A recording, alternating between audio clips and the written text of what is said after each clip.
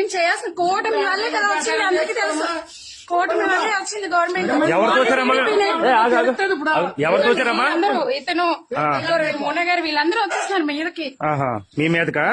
మేము వచ్చేసి ఇవ్వడానికి ఇలా వస్తే మమ్మల్ని లేటెస్ట్ ఇలా వచ్చేసి ఇలా ఎలా ఉంటుంది చూడండి.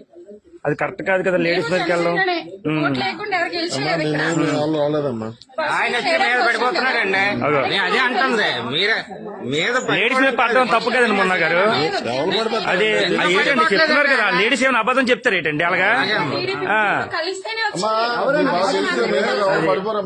అమ్మ మీదకి వచ్చేస్తాను తన అర్థం ఏంటి అంటే పక్క వెళ్ళిపోలే కదా, మీదకి వచ్చేస్తే పక్క వెళ్ళిపోలే, మీదకి వచ్చేస్తే మరేంటి నిలబడితే తగులుతుంది, నీకు అర్థం అవ్వట్లేదు.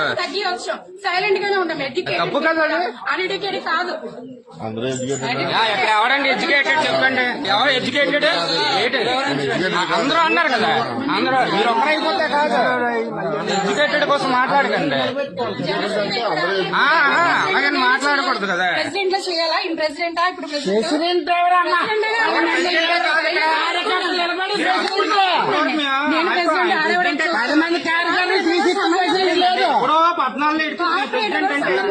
ఎవడో అడుస్తాడా?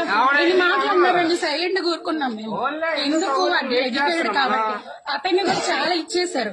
ఇక్కడ మేము ఒక పెన్షన్